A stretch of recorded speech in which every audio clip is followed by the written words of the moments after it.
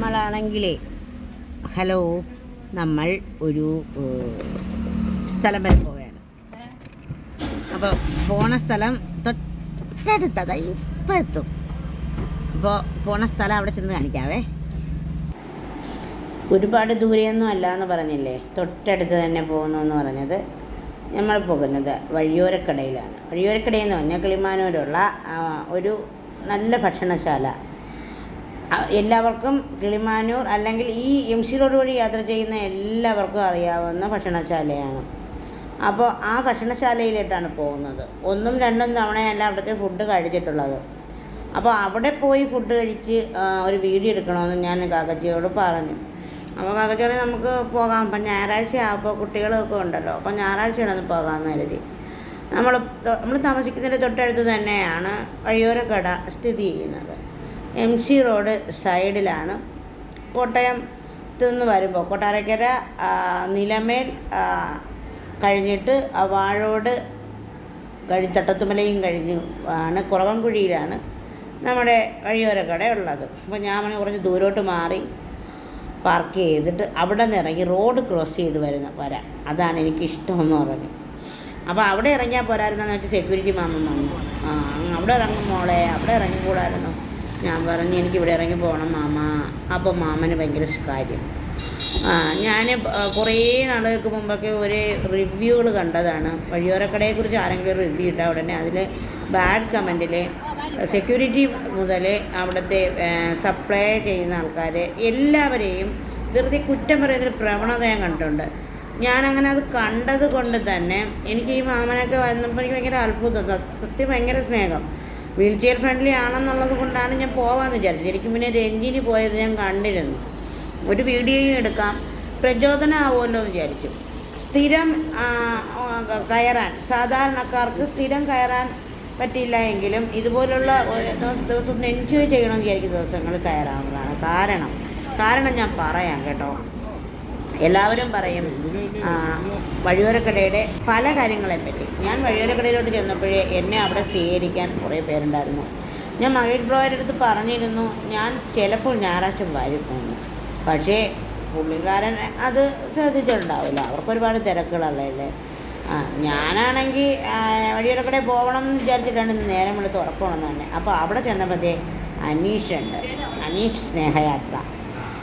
Aneesh bro, Rajitha, Mahesh bro, കുട്ടികൾ, അമ്മ എല്ലാവരും ഉണ്ട്. അപ്പോൾ അവരായിട്ടൊക്കെ ഫോട്ടോ എടുത്തു. അപ്പോൾ അവരൊക്കെ ഭയങ്കര തിരക്ക്. നമുക്കായിട്ടൊരു ഫാമിലി റൂം സെറ്റാക്കി അപ്പോഴേ തന്നു. എനിക്ക് ഏറ്റവും ഇഷ്ടപ്പെട്ടത് അവിടെ സപ്ലൈ ചെയ്യുന്ന ചേട്ടന്മാരെയാണ് കേട്ടോ. ഭയങ്കര കാര്യമായിരുന്നു. നമുക്ക് ഇലയിട്ട് തന്നു. അപ്പം ഞാൻ പറഞ്ഞല്ലോ എൻ്റെ ഏറെ നാളത്തെ ആഗ്രഹമായിരുന്നു ഇവിടെ പോയി ഫുഡ് കഴിക്കുക, സദ്യ കഴിക്കണമെന്നുള്ളത് എൻ്റെ ഏറെ നാളത്തെ ആഗ്രഹമാണ്.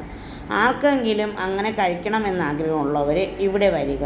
ഇവിടെ നമ്മൾ നോൺ വെജിൻ്റെ വിഭവങ്ങൾ വ്യത്യസ്തമായ രീതിയിൽ കിട്ടും. ഊണാണ്, പിന്നെ അപ്പം, പെറോട്ട, ഇടിയപ്പം, പുട്ട്, അങ്ങനെയുള്ള ഒരുപാട് വെറൈറ്റികൾ, തലക്കറി, കരിമീൻ ഫ്രൈ, എല്ലാം ചെങ്കലവ ഫ്രൈ, അയല ഫ്രൈ, ചൂര ഫ്രൈ എന്നും വേണ്ട, മീൻ്റെ മത്സ്യ വിഭവങ്ങൾ ധാരാളം. പിന്നെ പച്ചടിയും നാരങ്ങയും മെഴുക്കുപുരട്ടിയും അവിയലും ഇഞ്ചിക്കറിയും ചമ്മന്തിയും എല്ലാം ഇങ്ങനെ വിളമ്പരം കേട്ടോ.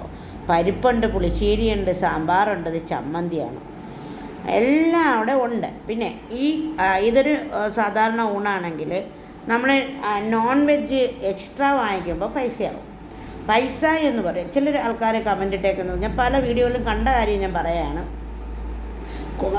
ഭയങ്കര പൈസയാണ് വഴിയോരക്കടയിലെന്ന് പറയും. വഴിയോരക്കടയിലെ പൈസയാണ്, അത് കപ്പയാണ് വിളമ്പുന്നത് കേട്ടോ. ഞാൻ ഇടയ്ക്കൊന്ന് പറഞ്ഞതാണ്. വഴിയോരക്കടയിലെ ഐറ്റംസിന് പൈസയാണെന്ന് പറയുന്നത്. നമ്മൾ ഏതൊരു ഐറ്റംസ് ആയാലും, ഇപ്പം നമ്മുടെ നാരങ്ങാച്ചാറിന് 250 ഗ്രാം നാരങ്ങാച്ചാറിന് 70 രൂപയാണ് നമ്മൾ വാങ്ങിക്കുന്നത്. കടയിൽ 5 കിലോ നാരങ്ങാച്ചാർ 200 രൂപയ്ക്ക് കൊടുക്കുന്നുണ്ട്. അതെന്തുകൊണ്ടായിരിക്കും? ക്വാളിറ്റിയിൽ വ്യത്യാസം കൊണ്ടായിരിക്കും. ഇനി സാധാരണ ഊണ് 110 രൂപയ്ക്ക് അവിടെ നിന്ന് വാങ്ങി കഴിക്കാം. മീൻ ചാറും എല്ലാം ഈ പറഞ്ഞതെല്ലാം ചേർത്ത് നമുക്ക് തരും. അവിടെ VIP കളെ സ്വീകരിക്കൽ അങ്ങനെ ഇല്ല. എല്ലാവരെയും ഒരുപോലെയാണ് അവർ സ്വീകരിക്കുന്നതും എല്ലാം. എല്ലാ ദിവസവും ഇങ്ങനെ തന്നെയാണോ എന്ന് ചോദിച്ചാൽ എനിക്ക് കുറേ ദിവസത്തെ അനുഭവമുണ്ട്. ഞാൻ പോയിട്ടില്ല. എനിക്ക് പാഴ്സൽ ഞങ്ങൾ വാങ്ങിയിട്ടുണ്ട് അവിടെ നിന്ന്. രുചിയുടെ കാര്യത്തിൽ ഒട്ടും നമ്മൾ മാറിയിക്കേണ്ട. നമ്മുടെ വീട്ടിൽ എങ്ങനെ വെക്കുന്നോ അതുപോലത്തെ കറികൾ എനിക്ക് എൻ്റെ വീട്ടിലെ രുചി പോലെ തന്നെയാണ് തോന്നിയത്. നമുക്ക് നമ്മളിന്ന് കുറച്ച് അധികം വാങ്ങി എന്നുള്ളത് കൊണ്ട് നമുക്ക് ഇന്ന് പൈസ നമ്മൾ വാങ്ങിയ ഐറ്റംസിൻ്റെ പൈസയായി. അപ്പോൾ വിചാരിക്കും ഈ വ്ളോഗ് ചെയ്യുന്ന ആൾക്കാർ, ഫുഡിൻ്റെ വ്ളോഗ് ചെയ്യുന്ന ആൾക്കാർ പലരും പറയുന്ന കേൾക്കാം ഫ്രീ ആയിട്ടാണ് അവിടെ കൊടുക്കുന്നത് വ്ളോഗ് ചെയ്യുന്നതുള്ളത്. തീർച്ചയായിട്ടുമല്ല. നമ്മൾ എന്താണോ കഴിക്കുന്നത് അതിൻ്റെ ബില്ല് അവരോട് പേ ചെയ്യുന്നുണ്ട്. തീർച്ചയായിട്ടും നിങ്ങൾ ഒരു വട്ടം ഇവിടെ ഒന്ന് കയറി നോക്കണം. കുറ്റം പറയുന്നവർ മനഃപൂർവ്വം പറയുന്നതാണെന്നാണ് എനിക്ക് മനസ്സിലായത് കേട്ടോ, അവിടുത്തെ അനുഭവം വെച്ചിട്ട്.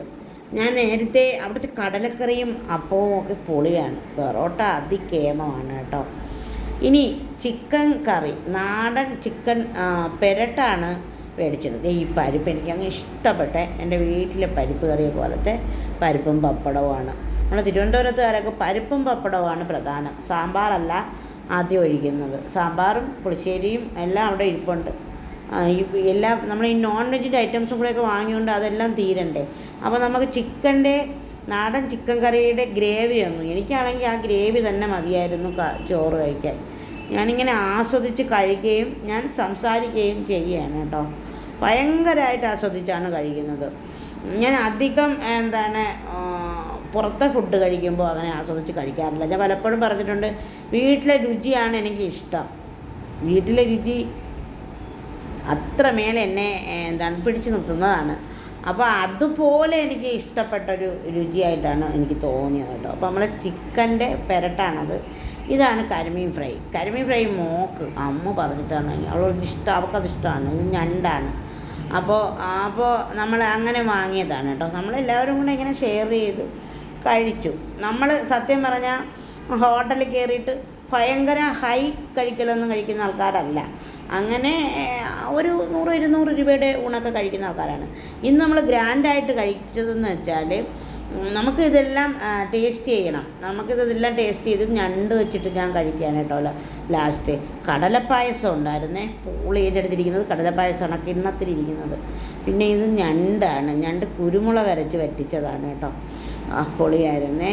സത്യം പറയാൻ ഞാൻ ആ കഴിച്ചത് ഒന്നും എനിക്ക് ഇഷ്ടപ്പെടാതെ വന്നില്ല കേട്ടോ. എല്ലാം നല്ല ടേസ്റ്റായിരുന്നു.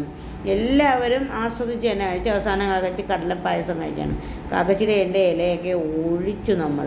പിന്നെ ഞാനാണെങ്കിൽ കരിമീൻ്റെ മുള്ള് വരെ കടിച്ച് തിന്നുന്നു പറഞ്ഞ് കാക്കച്ചി പറഞ്ഞു മാറ്റി വയ്ക്കുക, മുള്ളെങ്കിലും മാറ്റി വയ്ക്കുക എന്ന് പറഞ്ഞു. അങ്ങനെയൊക്കെ പറഞ്ഞ് നമ്മൾ ഭയങ്കരമായിട്ട് അമ്മൂനാണ് വാങ്ങിയെങ്കിലും മൊത്തം കടിച്ച് തിന്നത് ഞാനാണ് കേട്ടോ. എൻ്റെ ബി.പിയും എൻ്റെ ഷുഗറും എല്ലാം ഞാൻ മാറ്റി വെച്ചു ഇന്നത്തെ ദിവസം. വഴിയുടെ കടയെ ഇനിയെങ്കിലും നിങ്ങൾ ഒരു പ്രാവശ്യമെങ്കിലും വാങ്ങി നോക്കണം കേട്ടോ. നമുക്ക് എൻജോയ് ചെയ്യാൻ പറ്റുന്ന ഒരു ദിവസം. നമ്മൾ എല്ലാ ദിവസവും കഷ്ടപ്പെടുന്ന മനുഷ്യരാണ്, സാധാരണക്കാരാണ്. നമ്മൾ ഒന്ന് എൻജോയ് ചെയ്യണമെന്നുണ്ടെങ്കിൽ ഇവിടെ ഒന്ന് പോയി നോക്കണം കേട്ടോ. പറയാൻ വേണ്ടി പറയരുത്, തള്ളാൻ വേണ്ടി തള്ളരുത് എന്ന് എനിക്ക് പ്രത്യേകം പറയാനുണ്ട്. പിന്നെ അവരുടെ ആ കെയറിങ് ആണ്, ഭിന്നശേഷി അല്ലെങ്കിൽ ഡിസബിലിറ്റി വിഭാഗത്തിനെ അവർ കെയർ ചെയ്യുന്നൊരു രീതിയാണ് കേട്ടോ. അവിടെ റാമ്പുണ്ട്, നമുക്ക് എല്ലായിടത്തും എത്തിപ്പെടാൻ പറ്റുന്ന ഇടങ്ങളുണ്ട്. നമ്മളെ കയറി ചെല്ലുമ്പോഴേ നമ്മളെ സ്വീകരിച്ച് കൊണ്ടിരുത്താനായിട്ട് അവിടെ നിൽക്കുന്ന ആൾക്കാരുണ്ട്. ഇവരൊരു അധികപ്പറ്റാണ് എന്ന് തോന്നലില്ലാതെ നമ്മളെ സ്വീകരിക്കുന്നുണ്ട്. അപ്പോൾ വിചാരിക്കും തീരെ ഇവർക്ക് അറിയാവുന്നത് കൊണ്ടാണ് അവരങ്ങനെ ചെയ്തതെന്ന്. അല്ല എന്ന് തന്നെയാണ് എനിക്ക് പലരിൽ നിന്നും കിട്ടിയിട്ടുള്ള അഭിപ്രായം. ഇതിനു മുമ്പ് രഞ്ജിനി വന്നൊരു വീഡിയോ അവരിട്ടിരുന്നു, കുറേ പേരെങ്കിലുമൊക്കെ കണ്ടിട്ടുണ്ടായിരിക്കും. നല്ല കെയറിങ് ആയിരുന്നു കേട്ടോ, നല്ല കെയറിങ് ആയിരുന്നു. അപ്പം നമുക്കിതെല്ലാം നമ്മളിതെല്ലാം കൂടെ കഴിച്ചപ്പോൾ നമുക്കൊരു 1400 രൂപയാണ് നമുക്കായത് കേട്ടോ. എന്തെന്ന് വെച്ച് കഴിഞ്ഞാൽ നമ്മൾ കരിമീൻ്റെ വിഭവങ്ങളൊക്കെ കഴിച്ചു എന്നുള്ളത്, കരിമീനും അങ്ങനെ എല്ലാം കൂടെ കഴിച്ചത് കൊണ്ടാണ് കേട്ടോ. അപ്പോൾ നമ്മളിതെല്ലാം കഴിഞ്ഞിട്ട് നമ്മൾ ഇറങ്ങിയപ്പോൾ അനീഷുണ്ട്, രജിതയുണ്ട്, അമ്മയുണ്ട്, മക്കളുണ്ട്, അഗ്നിജയും അക്ഷജയുമുണ്ട്. അപ്പോൾ അനീഷിൻ്റെ പുസ്തകം അനീഷ് പ്രസിദ്ധീകരിച്ച അനീഷിൻ്റെ പുസ്തകം വാങ്ങിക്കണമെന്ന് ഞാൻ അനീഷിൻ്റെ ഞാൻ മെസ്സേജ് അയച്ചിരുന്നു. അനീഷ് എനിക്കത് വേണം എന്ന്. ചേച്ചി ഞാൻ എത്തിക്കാമെന്ന് പറഞ്ഞു. അനീഷിൻ്റെ പുസ്തകം പിന്നിട്ട വഴികളും വരികളും ആണ് കേട്ടോ. അപ്പം ഞാൻ അനീഷ് എനിക്ക് ഇങ്ങോട്ട് തന്നില്ല എങ്കിൽ എനിക്കത് ഓർമ്മിപ്പിക്കണമെന്ന് ഞാനിങ്ങനെ വിചാരിച്ച് അവിടെ എങ്ങനെ അനീഷിൻ്റെ അടുത്തും അമ്മയുടെ അടുത്തും ഒക്കെ ഇങ്ങനെ സംസാരിച്ച് ഒക്കെ ഇരിക്കുകയാണ് കേട്ടോ. അപ്പം മോളോട് സംസാരിക്കുകയാണ്. മോള് ഇതാണിത് ഇളയ മോള് അഗ്നിജാരജി. അപ്പോൾ അവളോടും ഇങ്ങനെ കാര്യങ്ങളൊക്കെ ചോദിച്ച് ഭയങ്കര സന്തോഷത്തിലായിരുന്നു. ഭയങ്കര ഒരു ഒരു ഒരു ഒരു ഒരു നമുക്കൊരു നല്ല മൂഡാണ്. നമുക്ക് സഹോദരന്മാർ എന്നൊരു ഒരു ഒരു വല്ലാത്തൊരു വൈബാണ് ഇവന്മാരൊക്കെ കാണുമ്പോൾ കേട്ടോ. അവൻ്റെ പുസ്തകം അവൻ എനിക്ക് തന്നു കേട്ടോ. വായിക്കണം, റിവ്യൂ എഴുതുകയും വേണം എന്ന് ഞാൻ കരുതുന്നു. അനീഷ് സ്നേഹയാത്ര ഒരുപാട് പേരെ ഇങ്ങനെ ഹെൽപ്പ് ചെയ്യുന്ന എനിക്ക് തോന്നുന്നു ഡിസബിലിറ്റിയുള്ള ആൾക്കാരോടൊപ്പമാണ് അവനെ ഞാൻ കാണുന്നത് കേട്ടോ. ഭയങ്കര സ്നേഹമുള്ള കുട്ടി, അവൻ്റെ വൈഫും അതുപോലെ തന്നെ എല്ലാവരും നല്ല സ്നേഹമുള്ള ആൾക്കാർ. ഇതാണ് മുതലാളി, വഴിയോരക്കടയുടെ മുതലാളി മഹേഷ് ബ്രോ. ഫോട്ടോയൊക്കെ എടുത്ത് നമ്മളിങ്ങനെ പുറത്തോട്ട് വരെയാണ്. പുറത്തോട്ട് വന്നപ്പോഴത്തേക്കും ഫ്രണ്ടിൽ നിന്ന് എന്നെ കയറിപ്പോന്ന് പറഞ്ഞു. ഞാൻ പറഞ്ഞു എനിക്ക് റോഡിൻ്റെ അപ്പുറം കടന്ന് പോകണം എന്ന് പറഞ്ഞു. അപ്പോൾ അവർ ഫ്രണ്ടിൽ നിന്ന് വണ്ടി മാറ്റിത്തരാമെന്നൊക്കെ പറഞ്ഞു. വേണ്ട അങ്ങനെ ഒക്കെ പറഞ്ഞിട്ട് ഇതാണ് വഴിയോരക്കട ഒന്നേ ഉള്ളൂ. അത് കിളിമാനൂർ MC റോഡിൽ ഇവിടെയാണ്. ഇനി നമുക്ക് വഴിയോരക്കടയുടെ അടുത്ത ബ്രാഞ്ച് വരുമ്പോൾ അതിൻ്റെ പേര് പെട്ടെന്നായിരിക്കും. അപ്പോൾ ഇതാണ് വഴിയോരക്കട. അപ്പോൾ എനിക്ക് ഇങ്ങനെ ഈ ഇറങ്ങുന്നതിനും കയറുന്നതിനും ഒരു ബുദ്ധിമുട്ടുണ്ട് കേട്ടോ. എന്ന് വെച്ചാൽ ഈ പൊക്കത്തിൽ നിന്ന് വീഴോ എന്നുള്ളൊരു പേടിയുണ്ട്. അപ്പോൾ അതിനെ ഞാനാണ് ഇങ്ങനെ പേടിച്ചിരിക്കുന്നത്. അപ്പോൾ ഞാൻ ഇപ്പുറം കിടക്കാൻ നോക്കുകയാണ്. സെക്യൂരിറ്റി മാമൻ എൻ്റെ കൂടെ ഉണ്ട് കേട്ടോ. അങ്ങനെ മോളെ നമുക്ക് അവിടെ നിന്ന് കയറാമെന്നൊക്കെ പറഞ്ഞു. അപ്പോൾ എല്ലാവരും സപ്പോർട്ടീവാണ്. ഞാൻ പറഞ്ഞല്ലോ, എല്ലാവരും സപ്പോർട്ടീവാണ്. നമ്മൾ തിരിച്ച് വണ്ടിയിലേക്ക് വരികയാണ് കേട്ടോ. എനിക്കാണെങ്കിൽ തിന്നിട്ട് അനങ്ങാനും വയ്യ. അങ്ങനെയാണ് കേട്ടോ. ഇനിയും ഞാൻ വരും വഴിയോരക്കടയിലേക്ക്. ഇപ്പോഴല്ല, കുറച്ച് കാലം കൂടി കഴിഞ്ഞിട്ട്. പറ്റുന്നവരൊക്കെ വഴിയോരക്കടയിൽ ഒരു പ്രാവശ്യമെങ്കിലും കയറണം. ഈ കിടക്കുന്ന വാഹനത്തിൻ്റെ നിര തന്നെ അറിയാം അവിടുത്തെ രുചിയുടെ രഹസ്യം എന്താണെന്ന് എല്ലാവർക്കും. ഹായ്. അങ്ങനെ വഴിയോരക്കടയിൽ പോയി ഫുഡ് കഴിച്ചു. ആഹാ, തളർന്നു എന്ന് വേണം പറയാൻ. തിരിച്ച് വീട്ടിൽ പോകണം. ഫുഡ് കഴിച്ചതിന്റെ ക്ഷീണം വീട്ടിൽ ചെന്ന് കിടക്കണം. കിടന്ന് തീർക്കും. അതിന് വേണ്ടിയിട്ട് നമ്മളിതേ പോവുകയാണ്. വഴിയോരക്കടയെന്ന് പറഞ്ഞാൽ അവിടെ പോയി തിന്നിട്ട് പുകഴ്ത്തുന്നെന്ന് പറയും. ഞാൻ പലപ്പോഴും ശ്രദ്ധിച്ചിട്ടുണ്ട് ആൾക്കാരിങ്ങനെ ബാഡ് കമൻ്റ് ഇടുന്നത്. നെഗറ്റീവ് കമൻ്റ് ഇടാൻ വേണ്ടി മാത്രം ചില മനുഷ്യരുണ്ട്. അവരോട് പറയാനുള്ളത് ആൾക്കാർ ജീവിച്ചു പോകുന്ന കാണുമ്പോൾ തോന്നുന്ന അസൂയ മാത്രമാണെന്നാണ് എനിക്ക് തോന്നുന്നത്. സത്യമായിട്ടും എനിക്കങ്ങനെയാണേ തോന്നുന്നത്. വളരെ ടേസ്റ്റി ആയിട്ടുള്ള ഞാൻ വീട്ടിൽ കഴിക്കുന്ന എൻ്റെ വീട്ടിൽ ഈ രുചിയിലൊക്കെ തന്നെയാണ് കഴിക്കുന്നത്. അതേ രുചിയിൽ ഉള്ള സംഭവങ്ങൾ കഴിച്ചിട്ടാണ് നമ്മളിത് തിരിച്ചു വന്നത്. ഇനി നമ്മുടെ വീട്ടിലേക്ക് പോകുമ്പോൾ നമുക്ക് എന്തെങ്കിലും ഒരു പുതുമ വേണമല്ലോ. പുതുമകളാണല്ലോ നമ്മൾ എപ്പോഴും കൊതിക്കുന്നത്. അങ്ങനെ ഒരു പുതുമ തേടി നമ്മൾ വന്നിരിക്കുകയാണ്.